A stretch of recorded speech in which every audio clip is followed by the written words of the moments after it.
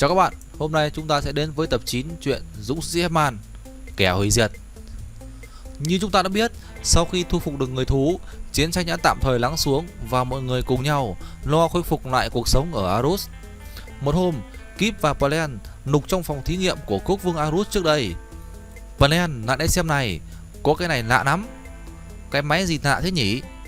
Hình như đó là một cái máy phát sóng gì đó.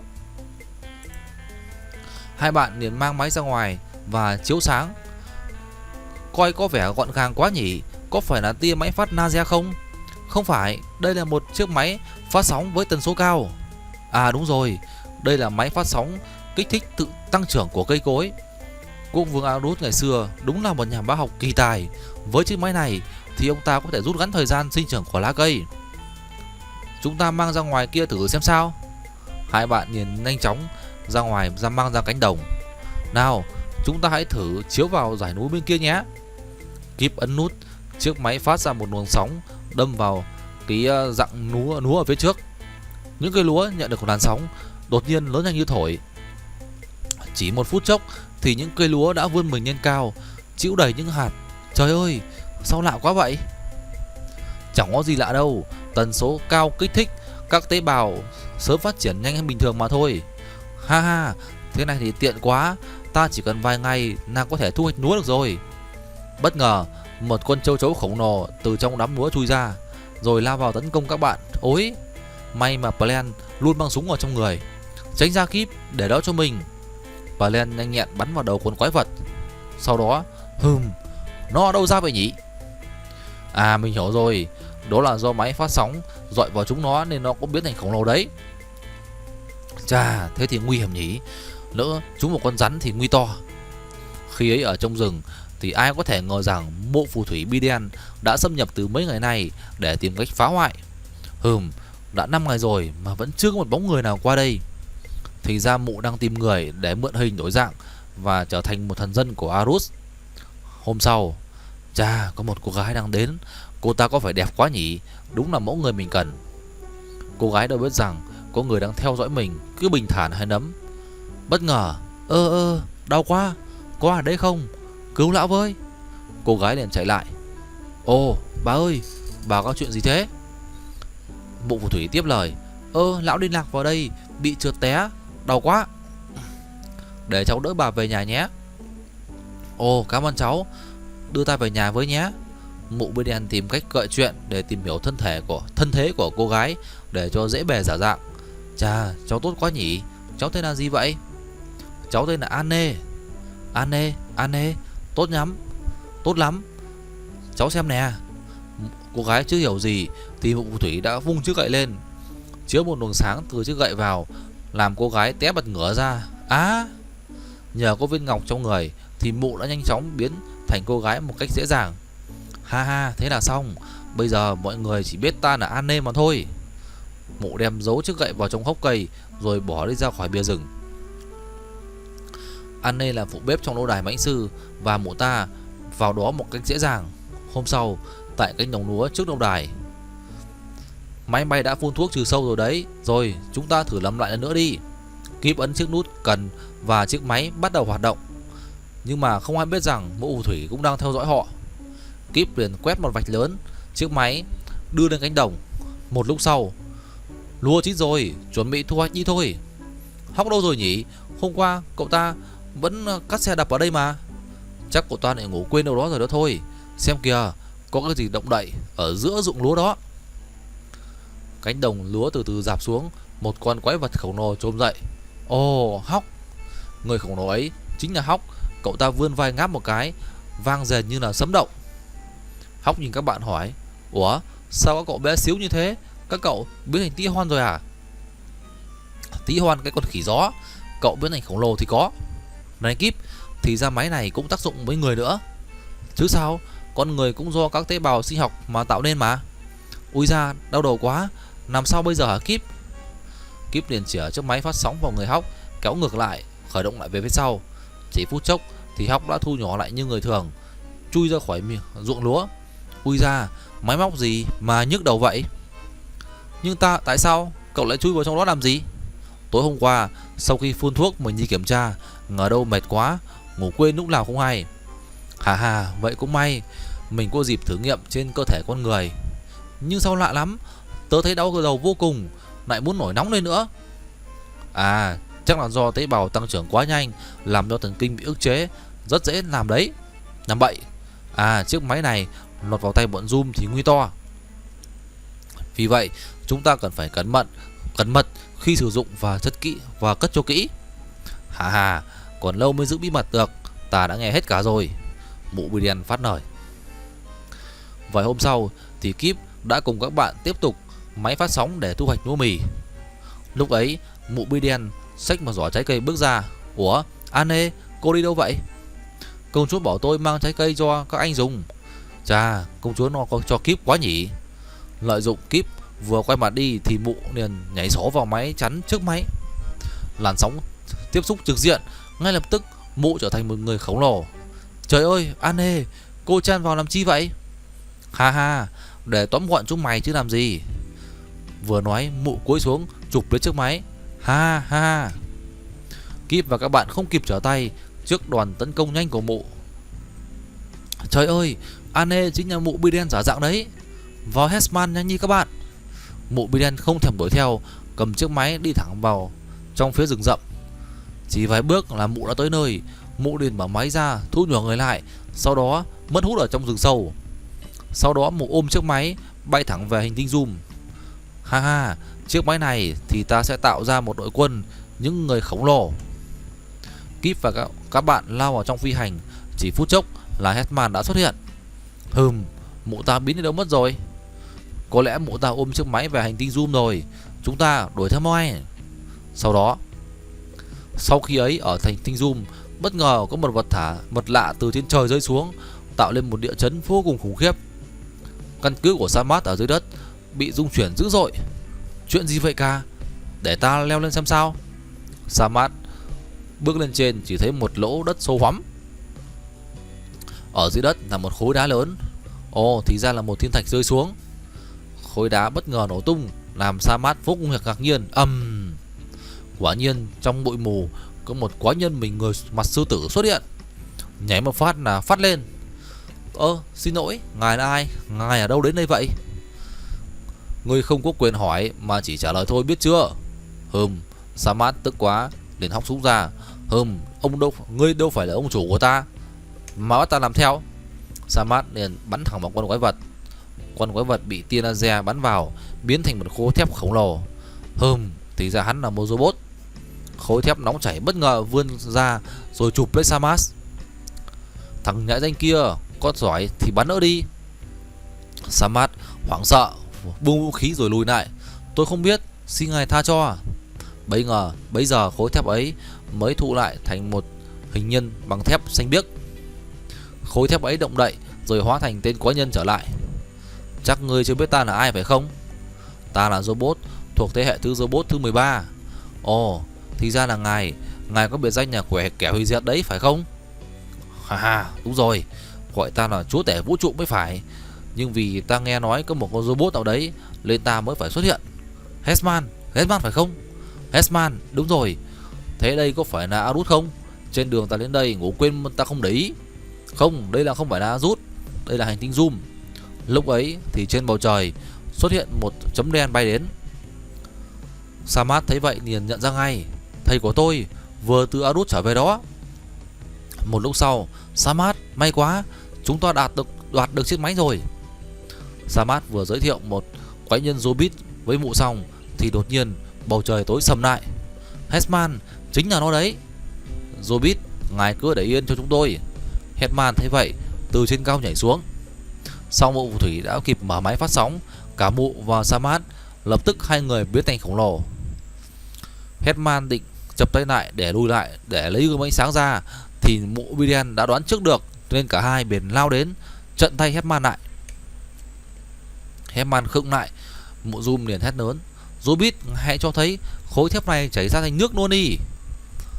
Lúc đấy thì Kíp đã bị kịp đề phòng. Zobit, kẻ hủy diệt vừa mươn mình lên để trở thành khổng lồ thì Hesman đã tung ra hỏa lực ở dưới chân, tung ra Nhưng mà quả nhiên tên Zobit này vẫn không làm sao và khối thép từ từ tan chảy ra.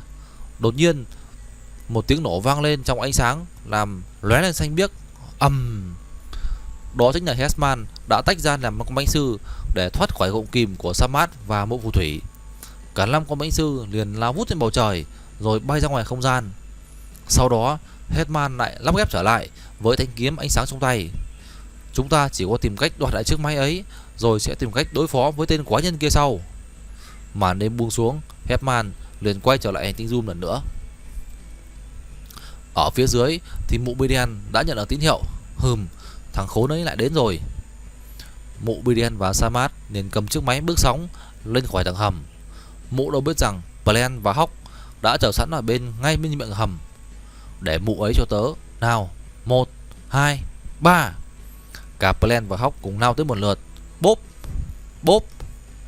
Chiếc máy vừa vụt khỏi tay mụ, công chúa liền ấn nút. Một luồng điện từ tay Hesman phóng hút ra, hút chiếc máy lên. Mụ Biden vung gươm cản lại, nhưng mà đã không kịp nữa. Kíp khởi động cần lái và đưa Plan và Hawk vào trong buồng lái. Hesman liền vung kiếm lên. Không thể tha thứ cho chúng mày được nữa rồi. Xong cả hai đã vội chạy xuống tầng hầm. Xẹt. Zobit, cứu chúng tôi với. Mặt đất vừa nứt ra và một khối thép vọt lên. Sức nóng lan tỏa kinh hồn. Hesman liền vung gươm chém xuống, chém đứt khối thép ra thành từng mảnh. Từng cục thép nóng chảy văng ra từ tứ phía. Hesman tưởng thế là đã diệt được đối thủ. Ngờ đâu những khối thép đó từ từ chảy ra rồi loang xuống, quây tụ lại quanh Hesman. Đúng lúc vòng thép nóng chảy đấy định trồm lấy ôm lấy Hesman thì Kíp đã bị ấm nút, cho Hesman bay lên khỏi mặt đất. Xong khối thép ấy bắn theo Hesman nhanh như là tia chớp. Ồ, chúng ta bị trúng đạn rồi. Cố lên, giáng bay về Arus đi rồi sẽ tính. Hesman bị trúng đạn, trao đảo mỗi lúc một ngoài không gian. Nhưng mà chờ tài điều khiển của Kíp một lúc sau thì Hesman đã giữ lại thăng bằng và bay thẳng về Arus. Sau đó các bạn đáp xuống Arus bình yên vô sự. Tuy nhiên trên mình vẫn mang một khối thép nóng chảy của Robit. Các bạn nên nhảy ra khỏi Hesman. Hắn thuộc loại robot gì mà gây vậy nhỉ? Chúng ta hãy thử lấy một khối thép trên mình xuống rồi nghiên cứu xem sao. Sau đó, này các bạn xem, khối thép đã nguội rồi. Sau đó được đưa vào phòng thí nghiệm. Nó có màu sắc khác với kim loại bình thường. Thử cắt nhỏ ra xem sao. Nhìn kìa, bên trong thép có những vi mạch điện tử. Vì thế nó có thể nóng lên hàng triệu độ. Mình hiểu ra rồi. Với sức nóng đó, làm sao mà Hesman chịu được mà không nóng chảy? À, hay là vì chúng ta đã bay ra ngoài không gian, ở đó không còn oxy nên khối thép mới nguội lại được đấy. À, nếu vậy chúng ta hãy dự nó ra ngoài không gian xem sao. Lúc ấy khối thép ấy đâu còn đáng sợ nữa. Đúng vậy, nhưng không biết hắn còn giở trò gì nữa đây, vì hắn là một con robot rất là khác thường. Tớ đoán không nằm thì đây là đang tìm cách. Chúng đang tìm cách tới đây. Chúng ta phải nghênh chiến để tránh thiệt hại cho Arus. Phải đấy, chúng ta phải đi ngay thôi. Kíp giao nhiệm vụ cho Spec và Lauza ở phòng thí nghiệm, rồi cùng Plan và Hawk bay đi. Quả nhiên, sau khi Hawk đoán không nằm thì sau khi Hesman rời đi, Zobit bèn thu nhỏ người lại, hiện nguyên hình. Samat, ngươi cùng ta đến Arus. Được rồi, tôi sẽ điều một đội bay để hỗ trợ ngài. Khỏi cần, ta chỉ cần ngươi đi theo để hỗ trợ, để chỉ đường mà thôi. Sau đó, này Kíp, đúng như cha dự kiến thì chúng đến nơi rồi này.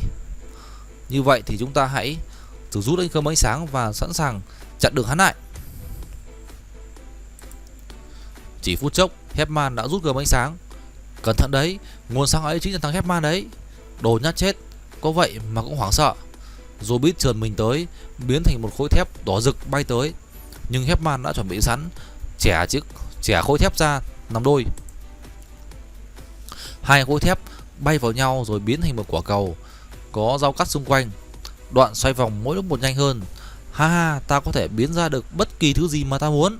Nguy hiểm thật. Chà, chúng ta chưa hề gặp con loại robot này bao giờ cả. Có lẽ hắn thuộc robot từ thiên hà thứ 9 trở lên mới có được khả năng khác thường như thế. Hesman lùi lại phía sau, đưa thanh kiếm ra đỡ quả cầu đang lao vun vút lao tới. Xoáng, quả cầu bị chém ra bể nát, nhưng ngay lập tức chúng chập lại với nhau và trở thành con quái vật Zobit, toàn thân bằng xanh biếc. Ha ha. Cánh tay của hắn vẫn chìa ra, vươn tới một trường kiếm. rồi lao vào tấn công Hepman. Xoáng, cánh tay còn lại của Zobit cũng biến thành một thanh kiếm khác tấn công Hepman.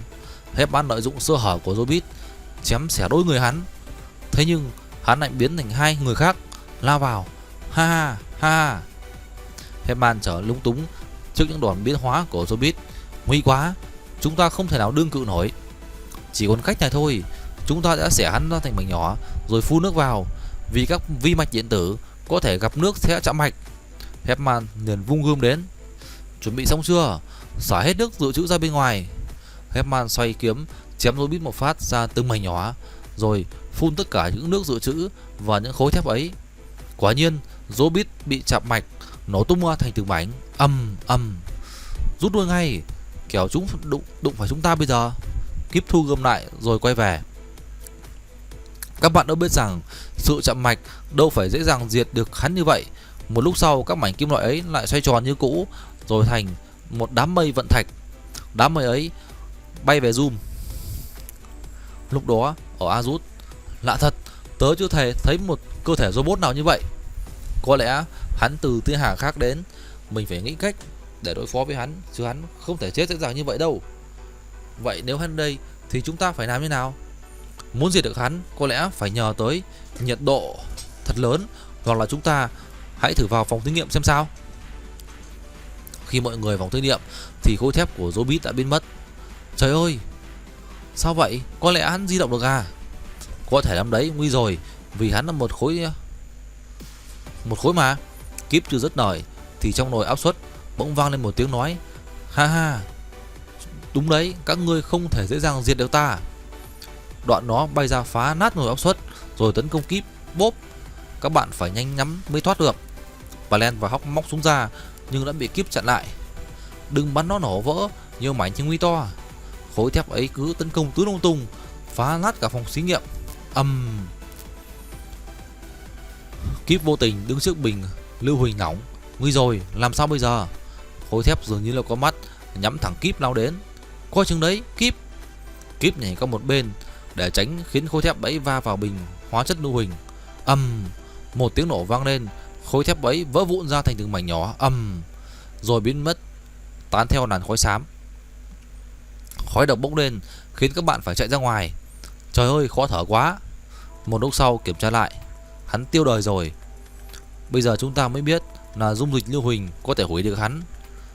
Vậy chúng ta phải nhanh chóng trang bị lưu huỳnh khi ấy cho Hepman, hắn có thể biết đến đây bất kỳ lúc nào. Bất ngờ, này Kíp, xem kìa, hắn chưa chết đâu. Thật vậy, những đốm nhỏ dưới đất cứ từ từ di chuyển vào với nhau. Chiếc máy phát sóng đâu rồi, đưa ra mới nên. Sau đó mình sẽ thu nhỏ lại chúng lại, mới hy vọng có hủy được. Kíp kéo ngực gần lại để những đốm nhỏ đó, quả nhiên làn sóng chiếu tới đâu thì chúng biến mất tới đó. Thân thể của hắn làm bằng kim loại, là tế bào sinh học, thật không thể tưởng tượng nổi. Sau đó các bạn trang bị lại cho Hepman để sẵn sàng chiến đấu. Qua hôm sau, lúc Hepman vừa đi cất cánh thì trời ơi, hắn đến rồi kìa. Phải trận ổn lại, dụ nó ra ngoài không gian. Hepman liền vung gươm ánh sáng lao tới. Hepman không để chủ động hắn tấn công trước, rồi không cho hắn đáp xuống đất. Thu gươm lại, chúng ta chuẩn bị tấn công bằng lưu huỳnh.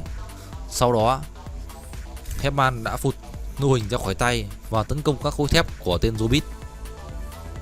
Phần thân thể còn lại của Zobit biến thành một khối thép khổng lồ, song vẫn bị dung dịch lưu huỳnh phá hủy.